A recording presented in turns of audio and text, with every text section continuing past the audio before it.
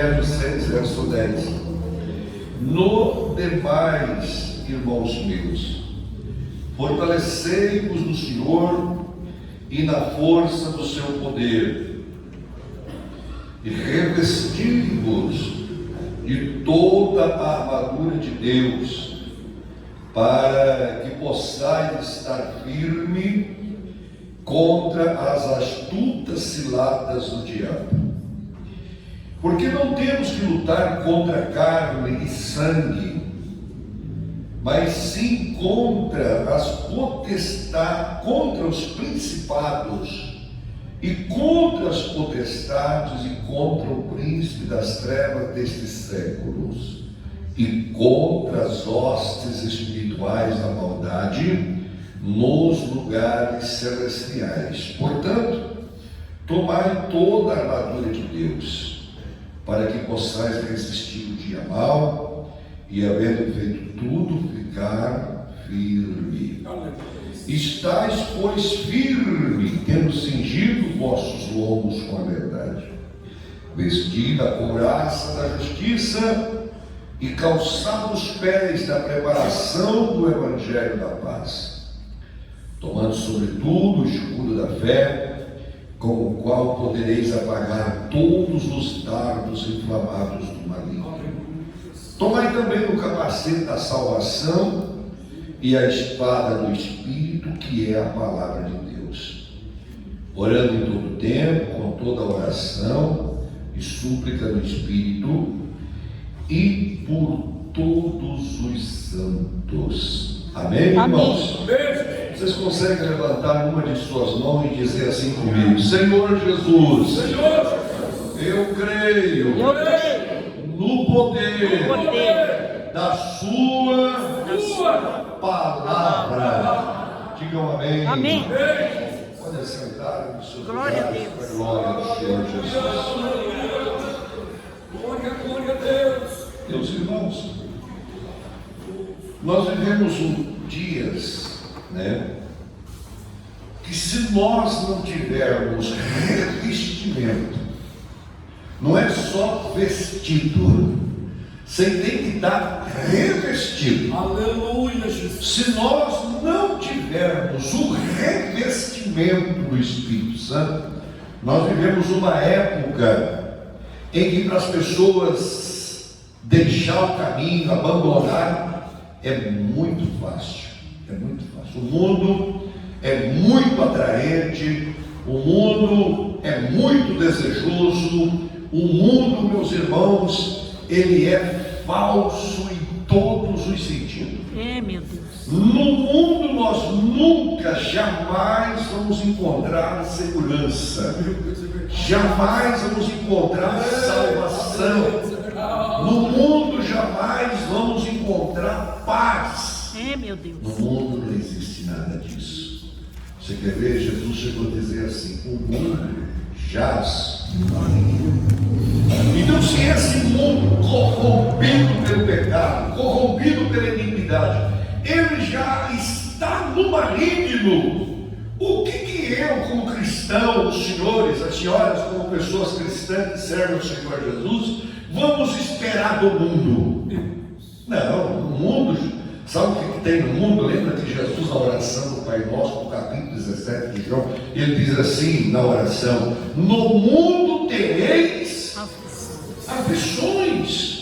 Então, se no mundo nós temos aflições, Jesus já falou isso, então nós precisamos entender essa palavra, que aí no mundo não tem solução, e só que nós ainda estamos vivendo no mundo.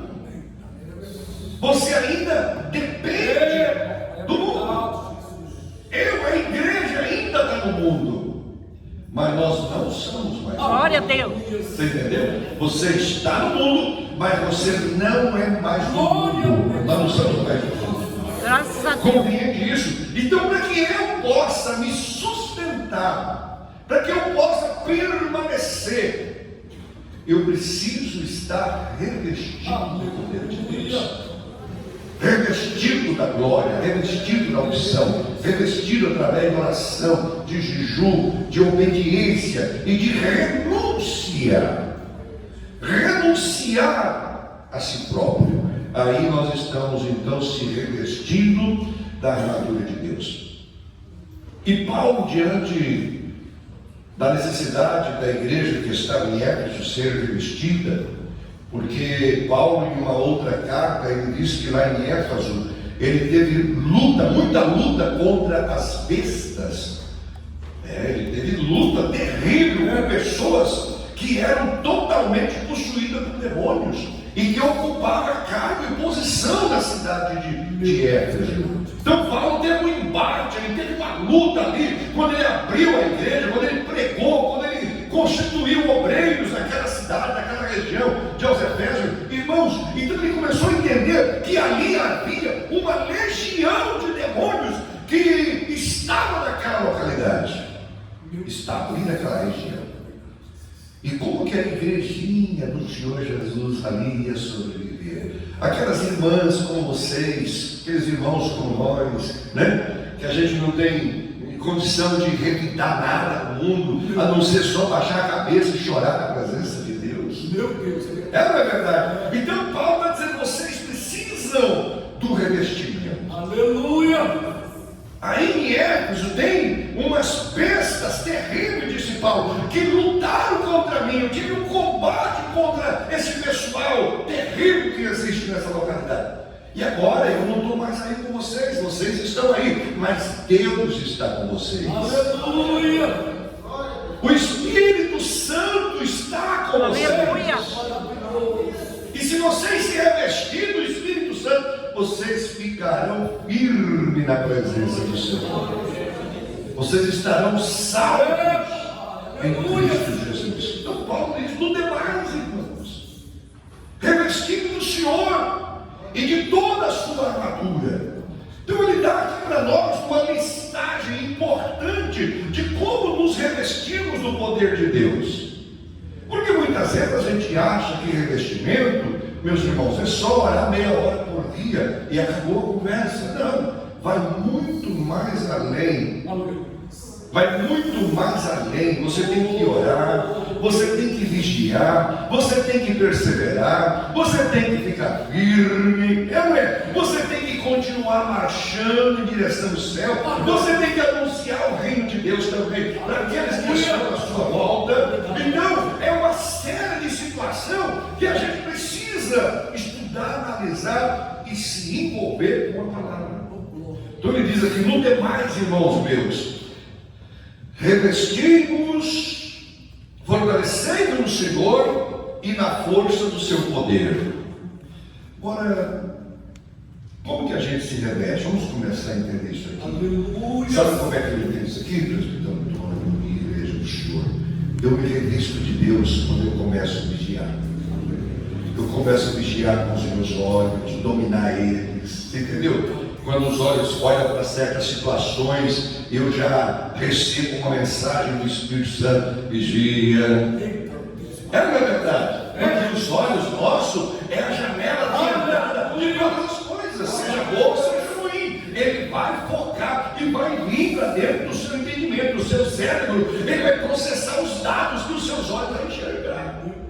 Agora o Espírito Santo que habita, que está dentro de você, ele vai dar o discernimento. Você vai conseguir discernir. Você vai falar, opa, não é por aí o caminho. Você entendeu? Na convenção em Curitiba, um tempo atrás, o pastor César trouxe uma palavra, não sei se o presbítero Antônio lembra, alguns irmãos, ele falou sobre os nossos olhos. Ele disse assim, que a primeira olhada é consequência, mas a segunda é consciência. Vocês estão entendendo como é que é? A primeira vez que você olha, que você viu algo que não é do agrado de Deus, e você viu, é uma consequência da situação. Você ia passando, ou alguém ia passando, você viu, em algum lugar, enfim, você viu.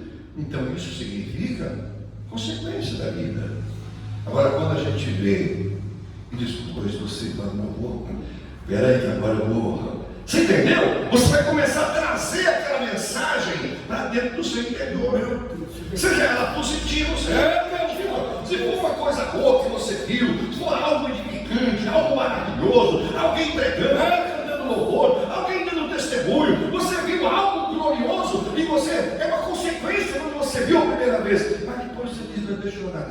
fazendo. Aí você está tendo consciência do que você está fazendo.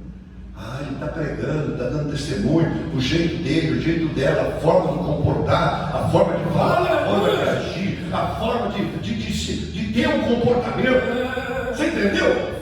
Aí os seus olhos estão trazendo essa informação para o seu interior.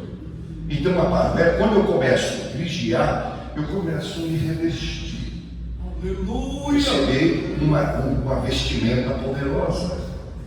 Você está compreendendo isso? Quem está conseguindo entender? Aleluia. Eu estou explicando. Então é muito importante o revestimento de Deus. Aí o que eu vou fazer? Eu vou começar a ler a Bíblia, examinar a Bíblia. João 5,39 diz: examinai as Escrituras, porque são elas que de mim testificam e cuidar que nela a vida eterna. Então eu vou examinar, eu vou ler Bíblia. É diferente de examinar. Examinar é eu pegar ela e olhar, ler, reler, fazer comparação com alguns textos anterior ou posterior, e eu estou analisando. Então eu estou começando a compreender, e o que eu não entender, eu vou orar: Senhor, me dá Aleluia. discernimento para me compreender. Então eu estou me revestindo. Aí quando o inimigo atacar, que ele ataca mesmo, vai pensar que Satanás não vai atacar. O trabalho dele é esse, ele é ruim. Quando ele atacar você está revestido. Glória a Deus. Você está entendendo? Você está preparado. Você está cheio de revestimento. O inimigo vai bater, ele vai lutar, vai caluniar, vai perseguir, vai atingir você com um pensamento ruim, mas você domina todas as áreas, porque você está com conhecimento da palavra e revestido do Espírito de Deus. Revestido da glória de Deus. Então isso aqui é fundamental na nossa vida como cristão. Então Paulo diz: revestidos de todo o poder de Deus. Aí o verso 11, ele diz assim: revestidos de toda a armadura de Deus, para que possais estar firme contra as astutas ciladas do diabo. Irmãos, o inimigo, ele é astuto. Sabe o que significa a palavra astúcia? É como um abortivo. Ele arma uma armadilha, ele não te avisa, ele não te fala. E você ou eu, nós, inocentemente, da simplicidade, vamos rindo e de repente nos deparamos com aquela situação controvérsia. E você fala: meu Deus, é o Satanás que está lutando. Mas você está revestido do poder de Deus. Você toma aquele choque, você toma aquele susto e diz: meu Deus do céu, olha aqui. Graças a Deus que Deus me deu livramento. Por quê? Porque você lê Bíblia, porque você tem um momento de comunhão com Deus nas madrugadas, porque você tem uns dias que você tira para consagrar em jejum, porque você lê Bíblia, então você está revestido. Agora, se é uma pessoa desprovida dessas coisas, desprovida, não está em oração, não examina a Bíblia, não tem uma vida de comunhão com Deus, aí quando essa pessoa for abrir os olhos, muitas vezes ela está envolvida na situação. E ela só vai perceber quando o prejuízo vai reportar. Você sabia disso? Só vai entender quando ela está realmente lá na lama.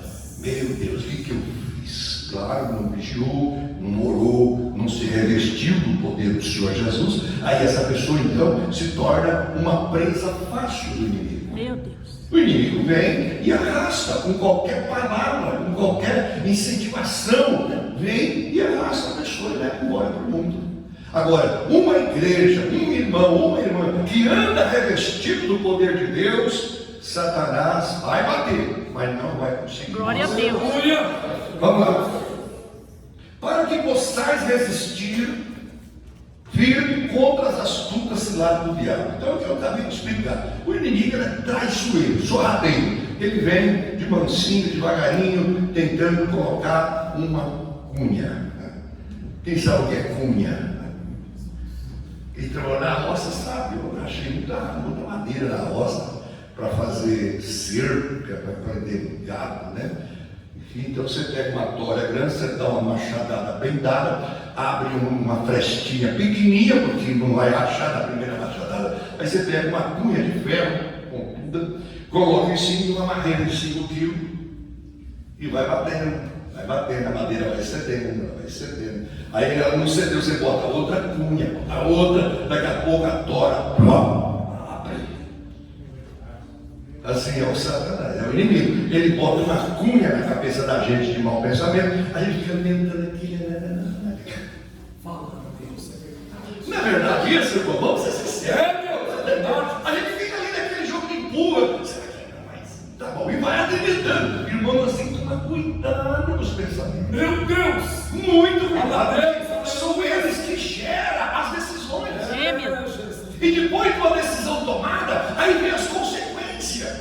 Só Jesus. Não é verdade? E as consequências podem ser positivas ou podem ser negativas, tirando da situação que você se está envolvido. Se for uma situação boa, as consequências, o resultado poderão ser bom, mas se for uma decisão ruim, você pode ter um prejuízo, um sofrimento muito grande, e é difícil. Você está compreendendo? Então, quando você estuda as Escrituras, você adquire conhecimento da palavra de Deus. Você adquire entendimento das coisas do Senhor. Sim. Porque o Espírito de Deus que está em você, ele te dá um discernimento para você então fazer a vontade de Deus. Nós vamos seguir aqui na leitura. Aí o verso 12 diz assim: porque não temos que lutar contra carne e sangue, mas sim contra os principados, contra a potestade. Irmão, sabe o que é um principado? Muitas vezes a gente olha assim, o que é um principado? Um principado é uma hierarquia de reino. Uma hierarquia de reino. Então, tem o príncipe e tem os principados, os súditos deles ali, a hierarquia do príncipe, do reino. Lembra daquele profeta chamado Daniel, que estava na beira de um rio, orando, buscando a Deus, que ele estava preocupado no cativeiro? Daniel já estava velho, tinha passado 3 reis já, e Deus falou para o profeta Jeremias, né, que era 70 anos, ninguém acreditou, e então Daniel estava assim: Senhor, que está do teu povo, já está acabando 70 anos, já estou velho, e Deus mandou um anjo. E o anjo veio, mas não chegou. O anjo veio, mas não chegou. Não é isso? A Bíblia diz que Gabriel veio, o anjo Gabriel veio, e Daniel orava 1 dia, 2 dias, 4 dias, 5 dias, 10 dias, 15, 20, deu 21 dias. Aí Deus falou: mas Daniel está orando, mas eu já mandei o mensageiro. Aí Deus mandou outro arcanjo chamado Miguel para poder então abrir o caminho. Quem é que estava no caminho do anjo? O príncipe dos persas e dos medas. Aí eu fiquei estudando esse dia atrás o que é os persas, os medos. Eram os reis da Babilônia. Só que os demônios atuavam na vida dos administradores da Pérsia. Você entendeu agora? E estavam no espaço lutando contra qualquer tipo de mensagem espiritual que chegasse a Daniel. Então os demônios estavam atuando naquele espaço. E é importante nós analisar que precisou Deus enviar anjo de guerra, Miguel, rei de guerra, e colocou realmente para correr a cabana. E Deus deu mensagem, e chegou o mensageiro do Gabriel e entregou o homem muito desejado diante de Deus. Eu vim desde o primeiro dia, olha só que coisa linda. Desde a primeira hora que você começou a orar, eu vim, mas eu estava no meu espaço, estava no caminho. E o príncipe dos persas e dos medos aí se colocaram no meio do caminho. É isso, meus irmãos. Mas Deus enviou reforço. Então, a partir do momento que você começar um propósito de oração, Deus já começa a enviar a resposta. Glória a Deus. Aleluia. Fecha. Eu abri um parênteses aqui no que eu acabei de falar. Daniel recebeu a resposta bem isso. Porque quando ele dobrou o joelho para saber o futuro de Israel na terra da Babilônia, que era para se voltar para Israel, Daniel não foi uma pessoa vulnerável, não foi uma pessoa instável, que de manhã ele podia pedir uma coisa, à tarde outra, está com 10 dias eu estou orando, vou pedir outra coisa, eu não mandou nada mesmo. Não, Daniel, ele fez um propósito de oração, e ele bateu na tecla 1 dia, 10 dias, 21 dias. Se fosse preciso 22, 23, 50 dias, ele ia orar até Deus responder. Então, quando você fizer um propósito com Deus, seja ele no campo, digamos assim, espiritual, familiar, sentimental, financeiro, você tem que levar o negócio a sério. Aleluia. Porque se você não levar a sério, não tem como Deus te responder. Você vai ficar sempre no mundo da lua, olhando e dizendo: meu Deus, não dá mesmo. Por quê? Porque a pessoa, ela tem que ter firmeza no que vai fazer. Aleluia, Jesus. Você vai numa agência bancária fazer um financiamento, você calcula tudo antes, você prepara documento, prepara papel, para ver se o banco aprova. E você não tem que chegar lá com 2 palavras, com 3 ou com 4. Você tem que chegar lá, deu, não deu. Se na vida material é assim, por que na espiritual nós não somos? Quem está conseguindo compreender? Você quer ver Deus abrir uma porta no seu caminho? Faz um próprio. Mas primeiro você pensa, não vai que nem criança. Criança o que vê, pede, mas não somos crianças. O tempo de criança nosso já passou. Aleluia. O tempo do leite já foi, agora é tempo do alimento forte, sólido. Então você calcula, estuda, bom, eu preciso disso. Aí você começa a colocar isso em oração hoje, amanhã, semana que vem, no mês que vem, até Deus. Irmãos, vou contar para vocês que no começo da minha fé, eu me converti em 85. Eu fiz um propósito com Deus, sabe quanto tempo eu orei para Deus me responder? Vocês têm ideia? 11 anos. Não foi 11 dias, nem 11 semanas, nem 11 meses. 11 anos. Sempre na mesma tecla. Senhor, é isso que eu quero. Aleluia. E quando Deus falou comigo, claramente. Eu estava de madrugada orando, às 5h30 da manhã, eu vi quando Deus enviou o mensageiro, e ele veio, chegou na casa que eu morava, chegou na parede, abriu assim a parede, ele estava igual a essa cortina assim, e falou comigo: ó, tal dia vai acontecer isso, vai acontecer aquilo. Deu um nome até das pessoas que estavam envolvidas no processo, e Deus falou: vai acontecer isso. Glória. Aleluia. Mas me deu uma firmeza aqui no meu coração, uma alegria, uma firmeza. Eu de manhã, eu nem fui deitar mais, eu fiquei dali, levantei dali daquela oração. Mas a minha esposa levantou e eu falei para ela: Deus vai dar vitória. Verdade. Que vitória? 11 anos. Vai acontecer isso, contei até o nome das pessoas que Deus falou. Irmãos, mas não deu outra. Sabe o que é não dá? Olha, certinho. Quando chegou o período que Deus falou, aconteceu. Glória a Deus. Isso, fulano aconteceu, fulano entrou em cena, começou a acontecer tudo. E aí, Deus confirmou. Aleluia. Aleluia. Você está entendendo? Então, se você tiver um propósito em Deus, não fica que nem criança. Tenha fé de adulto, de pessoa madura, de pessoa com os pés no chão, e crendo na presença do Senhor. Ele vai honrar, Ele vai abençoar, Ele vai prosperar. Eu creio, Jesus. Ele vai ajudar. Mas você precisa do revestimento do Senhor. Nós precisamos. No campo da espiritualidade, no campo espiritual, há uma guerra, há um embate muito grande. Só vou fazer uma pergunta para vocês aqui. Irmãos, escute isso que eu vou falar. É melhor a gente passar o dia inteiro sentando tijolo, batendo massa de concreto na enxada, do que passar o dia inteiro aqui dentro orando e jejuando. Quem já percebeu que orar e jejuar o dia todinho, meu, é mais pesado do que carregar tijolo? Já percebeu, querido? Já percebeu, irmãos? É difícil, porque é uma guerra no campo espiritual. Porque quando a gente vai orar, a oração começa fervorosa, e dali meia hora, 20 minutos, ela vai perdendo, o fôlego vai perdendo. E vai perdendo, e dá uma vontade de estar aqui no banheiro, e dá uma vontade de olhar no celular, dá uma vontade de olhar no relógio, dá uma vontade de olhar por cima do que está acontecendo.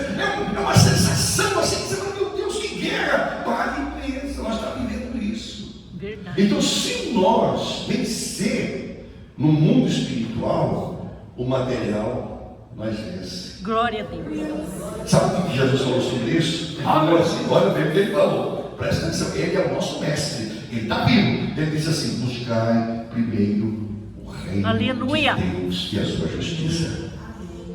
As demais. Amém. É cortesia. Aleluia. As demais é presente de Deus. As demais vos serão capacitada. Então você precisa buscar, se revestir, ir para a presença do Senhor. Não é só aqui no culto, ir para a presença de Deus, sair daqui essa noite com o coração fervendo e dizer: eu vou orar mais, eu vou ler Bíblia mais, eu vou jejuar, eu vou buscar esse Deus de verdade. Aleluia. Glória a Deus. Salomão, lá no 2 Crônicas 7,14, ele diz assim: se o meu povo, qualquer Deus não está falando com mundano lá não. Ele não está falando com pessoas que não conhecem. Ele está dizendo: se o meu povo orar, se humilhar e buscar a minha face e se converter. Mas Deus falando com o povo dele. Meu Deus. Você está entendendo? Deus falando com o próprio povo dele. Se o meu povo se converter e buscar, eu perdoarei os seus pecados. Aleluia. Sararei a sua terra. Glória a Deus. Irmãos, o Senhor quer abençoar de forma extraordinária. Só vai depender de nossa decisão de buscar o Senhor em oração e revestimento. Deus. Ter revestimento, é ser crente de oração, de busca da presença do Senhor. Porque a oração, ela tem várias fases. Tem oração, tem busca e tem clamor. Você entendeu? São fases. Eu começo orando e de repente eu começo a orar e eu vejo que eu preciso buscar. E eu dedico, eu fecho meu olho e parece que eu estou vendo Deus assim, lá no seu trono, com Jesus à direita, os anjos, os arcanjos, os anciões, aqueles 24 anciãos lá, sabe, dando glória a Deus. E aquela, Senhor, e eu começo a gemer na presença de Deus. Aleluia, Jesus. Clamar na presença de Deus, derramar a alma, derramar o espírito, se derramar diante do Senhor. Aí você vai ver. Aleluia. Aleluia. Deus vai fazer por seu intermédio. Glória a Deus. Eu creio. Você será o canal de bênção. Não é fulano nem ciclano. É você o canal de Deus. É você que Deus quer fazer a obra. Creio em Deus. Aleluia. É por seu intermédio que Deus vai fazer uma grande obra lá na tua casa, Eu lá creio, no teu Jesus. trabalho, lá onde você está. O Senhor será contigo nessa caminhada. Glória a Deus. Voltamos para o texto. No verso 12 ainda diz assim, a segunda parte: contra os príncipes das trevas desse século e contra as hostes espirituais da maldade nos lugares celestiais. Irmãos, o que tem de hostilidade? Satanás ele é terrível. Ele trata as pessoas com hostilidade. O que é hostilizar uma pessoa? O que vocês entendem por hostilizar? Humilhar, desvalorizar, desprezar, jogar na lama. É assim quando alguém hostiliza você, aquela pessoa te desmoraliza. Então o inimigo, ele quer fazer isso, ele quer com suas hostes malignas envergonhar, humilhar, debochar, zombar, jogar você no chão, fazer você de uma pessoa que não acredita mais em Deus. Ele vai hostilizar, são hostes malignas. E sabe onde elas estão atuando muitas vezes? Nos lugares celestiais. E onde é o lugar celestial? Pode ser a igreja.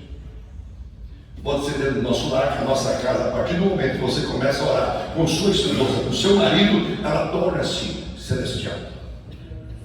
Porque onde tiver 2 ou 3 em meu nome, eu estou lá. Aleluia. Não é verdade isso que Jesus falou? Então a igreja também, estamos aqui servindo o Senhor. O inimigo é terrível. Eu já vi tanto problema assim entre a irmandade que não é fácil de resolver. Hostilidade, Satanás usa as suas hostes malignas no lugar celestial. Então a gente precisa vigiar, a gente precisa orar. E vamos para a lista. Vamos lá, eu quero já entrar, porque o meu horário está indo embora. O verso 13 diz assim: portanto, tomai toda a armadura de Deus. Não é parcial, não é pela metade, não é só um pouquinho. A Bíblia está dizendo: tomai toda a armadura de Deus. Para quê? Para que possais resistir o dia mau. Qual é o dia mau? Eu não sei. Para mim já teve vários. Dia de uma doença, né? Dia de uma enfermidade terrível, dia de um desemprego, dia de um prejuízo, que você contava aquele dinheiro, né? Alguém foi lá e te deu cano, e você falou, puxa, olha só, mas agora, o que eu vou fazer? Não é? Da onde eu vou retirar recursos para suprir os meus compromissos? Um dia mau, um dia difícil. Agora, se você estiver revestido de Deus, você vai passar pelo dia mau.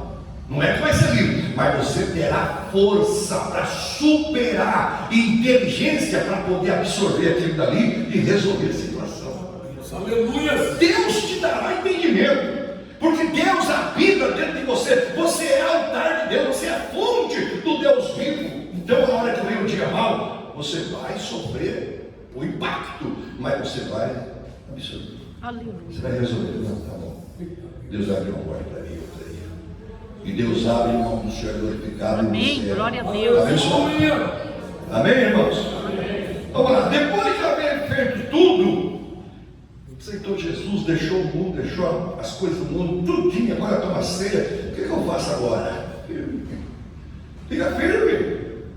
Firme na oração, firme nos cultos, firme na igreja, firme na fé. É isso, irmão, é isso. Eu estou há 42 anos na presença de Deus. Glória a E o que Deus. me faz? Ficar firme. Teve luta, teve momento difícil, momento de angústia, momento de perseguição, momento ruim, mas teve momento bom também. Momento de bênção, Aleluia. momento da gente sorrir, Glória a Deus. se alegrar. Então é isso, irmão. A partir do instante que você conheceu a Deus, fez tudo certinho, firme, minha irmã, fica firme. Firme. Aleluia. Que fala firme nas promessas. Glória a Jesus. Vamos lá, vamos encerrar, mas temos 3 versículos para estudar. Diz assim, verso 14: estais, pois, firme, tendo cingido os lombos com a verdade. O que é cingir? O que vocês entendem por cingir? Cobrir, reparar. Você entendeu? Está rasgado aqui a minha roupa, eu vou cingir ela. Então eu vou puxar aqui e a costureira vai costurar, vai cingir. Então eu posso estar às vezes todo esfarrapado diante de Deus, mas agora eu vou me cingir, eu vou me cobrir. Glória. Deus repara. Aleluia. Com a verdade. O que é isso? Eu não vou andar na verdade. Eu vou falar a verdade, praticar a verdade, ser verdadeiro nos meus negócios, verdadeiro na minha vida espiritual, verdadeiro com a minha esposa, verdadeiro com os meus filhos, verdadeiro com os meus irmãos, verdadeiro com os meus companheiros de ministério. Você está entendendo? Então vamos ser verdadeiro. Pronto, acabou. Essa é cobrir os lombos com a verdade. Andar na verdade. Tá? Andar na verdade. Vestida a couraça da justiça. Verdade e justiça. É uma família maravilhosa que combina. Ser um crente que anda com a couraça da justiça não é ser justiceiro. Não é ser justiceiro, sair por aí apontando o pecado todo mundo, não presta, vai o que presta. Não, isso aí é pessoa que não tem entendimento. Ser justo nos negócios. Na balança, certinho. Então você é um homem, uma mulher que tem uma vida de justiça. Você anda na justiça de Deus. Aleluia, Jesus. Quem compreende o que eu estou explicando? Estão entendendo? Vamos para frente. Eu quero ouvir o presbítero Cláudio orando pelos dons ainda. Aleluia. Vai nos ajudar aqui já já. E antes das 9 eu volto a palavra ao presbítero Antônio. Tá bom? Couraça da justiça. Calçar os pés na preparação do Evangelho da Paz. O que é calçar os pés, irmãos? Quando eu trabalhava na roça, hoje, quando eu trabalho, eu boto um sapatão, eu boto uma botina, eu boto um sapato, um chinelo, né, uma sandália. Então isso aí vai trazer uma proteção para os meus pés. Eu vou andar na rua, vou pisar na poça d'água, numa pedra, na roça, no espinho, no toco, e eu vou ter uma certa proteção. Agora, o Evangelho, por que eu tenho que calçar o Evangelho? Calçar, deixa eu ler aqui novamente o verso 14 para mim, verso 15: calçar os pés na preparação do Evangelho. Porque, irmão, você vai estudar a Bíblia, adquirir conhecimento, isso vai te dar condição de você trilhar, de você caminhar, de você andar nesse mundo com os pés calçados. Aleluia! O Evangelho da paz, o Evangelho da confusão, o Evangelho da paz. Quando alguém chegar a tentar tirar você do caminho, você está com os pés calçados com o Evangelho, trilhando o caminho certinho. Tanto é que isso se confirma quando Jesus disse assim: eu sou o. Isso, eu sou o caminho. Aleluia. Então, se ele é o caminho, eu preciso calçar os pés com o evangelho dele, com a mensagem de salvação. Aí eu vou caminhar. Quando alguém vier tentar me desvirtuar, me enganar, enfim, colocar palavras ruins ou coisas na minha vida que me atrapalham, mas eu estou com os pés calçados no evangelho. Aleluia. Eu estudei a Bíblia, eu continuo estudando. Às vezes tem escola bíblica, como escola Maranata. Muitas vezes a gente vai estudar, vai aprender a palavra de Deus. Glória a Deus. Amém? Vamos lá. Tomando sobretudo o escudo da fé, com o qual podereis apagar os dardos inflamados do maligno. Paulo está usando aqui um linguajar militar, tá? Para explicar a espiritualidade. O que é um escudo? O escudo, irmãos, antigamente, até hoje, vocês conhecem, vocês veem aí na rede social, na mídia, tem essas coisas. É uma bacia grande, vamos dizer assim, de cobre, e ela é oval. E dentro dela tem umas partes onde coloca duas correias de couro. E o soldado coloca a mão por dentro e a outra mão na espada. E quando alguém dá uma espadada, ele leva o escudo. O escudo é oval. A espada bate e sai para os lados. Alguém lança uma flecha, ele levanta o escudo, a flecha bate e desvia para os lados. Alguém lança uma lança, né, que antigamente era a forma deles guerrear, era assim, eles eram armas de guerra. Então você tem o escudo. Então Paulo está dizendo: você precisa do escudo da fé. Glória a Deus. Alguém olha para a senhora e fala: ih, mas você não é muito amante, não. Mas você tem o escudo da fé. Aleluia. Aquela palavra ruim, aquela seta venenosa bate aqui, ó, no escudo da fé. Glória a Deus. Mas teu marido nunca vai converter. Você olha assim, pelo sangue de Jesus, você poder Satanás. E pronto, a escudo. Não, assim não é bom. Você não vai conseguir, o emprego é difícil. Não, mas você está estudando, você está orando, você está lendo Bíblia, você está se aperfeiçoando. Aí alguém fala alguma palavra negativa, que não surte efeito. Que hoje tem muitos crentes em nossos dias, quando alguém fala mal dele, meu Deus, parece que ficou muito desado. Sai chorando, ai, que eu não vou mais na igreja, porque alguém falou mal de mim, alguém nem deu a paz do Senhor, fulano nem olhou para mim. Hoje os crentes muito difícil de vida, sabe? Porque não tem o escudo da fé. Aleluia! Estou nem aí, irmão, você entendeu? Se alguém fala bem, fala mal, não tem problema. Eu estou estudado, não é isso. Mas aquele irmão importante é que você tem uma consciência sadia. Aleluia! Diante de Deus. Glória a Deus. Aí isso chama-se escudo da fé. Escudo da fé. E se eu for enumerar aqui a situação, vai longe, tem muitas coisas que se pode defender com o escudo da fé. Mas também já deu para vocês entenderem, tá bom? Com ele você pode apagar os dardos inflamados do maligno. Sabe o que é dardo? É aquela flechinha que volta assim no alforje, aí pula no ar e dá um dardo. Você entendeu? Inflamado do maligno. Satanás dá uma flechada, aí você fica lá jururu. Não sei. Aí o pastor tem que ir lá levar um melzinho. Passar um melzinho na boca do irmão. Não vai lá, não vai lá. E fica adulando toda hora. E aí, irmãos, eu quando me converti na minha época, não estava dando lá, não. Meu pastor era duro, irmão. Não tinha um dia que ele não me chamava atenção. Mas todo dia, eu era jovem, aí ele chegava na igreja atrasado, 5 minutos da oração, ele já olhava assim para ele, ó, isso é hora. E bravo, irmão. E eu baixava a cabeça, desculpa aí, pastor, e toma no joelho, orando, e levantava dali quietinho. Hoje não. Hoje se você não vai lá, dá um abraço, é gostoso um abraço, mas, ô irmão, peraí. Os dardos do inimigo é terrível. Agora você tem que ter o escudo da fé. Aleluia! Você tem que estar preparado. Oração e jejum. Aí Deus te dará a vitória. O inimigo ataca de todos os lados. Ele não consegue vencer. Por que ele não vence? Porque você está com a armadura de Deus. Mas vamos lá, vamos encerrar já. Tomai também o capacete da salvação. Epa, olha aqui. O capacete da salvação.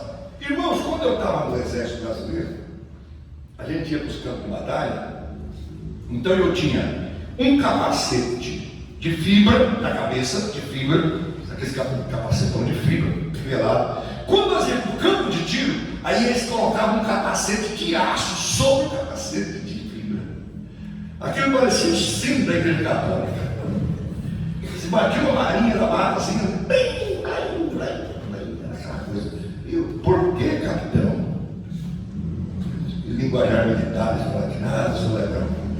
Isso aí é você tomar um tiro, a bala bate e fura. E eu tomar um tiro na cabeça. Pelo menos protege. Tem aquele capacete para proteger, livrar, né, das pauladas, enfim, de todos os problemas que vai ter no campo de batalha. Porque o campo de batalha, ele é incerto, ele não é um campo de batalha que você sabe que daqui 10 minutos ele vai atacar.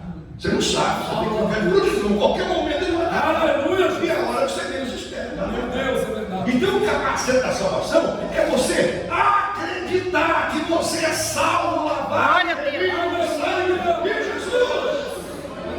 Quantos irmãos que não acreditam na misericórdia salvo? Eu vou explicar para você, a salvação só tem 3 fases. 3 fases. Primeira, quando eu aceito Jesus, eu reconcilio, ou eu aceito Jesus, o batismo nas águas, e eu vou estudando a Bíblia. Então essa é a primeira fase da salvação. Segunda, quando eu recebo o batismo com o Espírito Santo. Aleluia. Quando Deus derrama sobre mim a sua glória, a sua graça, eu sinto a presença do Senhor, então eu já estou Aleluia. na nossa salvação.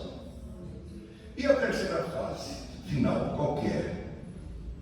É quando eu deixar esse corpo velho, apetitoso do mundo. Você sabia que é assim? Enquanto você estiver dentro dessa matéria, você tem que vigiar, você tem que orar, você tem que jejuar, você tem que ter investimento, você tem que ter tudo na vida. O dia que você sair dessa matéria, quer sair desse pó, voltar ao chão, então aí a salvação ela é plena. Glória a Deus. Completa. Ninguém te derrota mais. Ninguém atinge você, porque agora você recebe o corpo celestial. Você recebe o corpo de glória. Agora você é que nem os anjos. Agora você é que nem Jesus. Receberemos o corpo semelhante dele. E não tem para Satanás. Você entendeu? Por isso que nós temos que estar revestidos e acreditar, irmã. Você tem que crer que Jesus morreu por você. Você tem que crer que você é salvo. Você tem que crer que o seu nome está escrito no livro da vida. Aleluia. Você tem que crer. Então, quando você está revestido no capacete da salvação, você está crendo na salvação.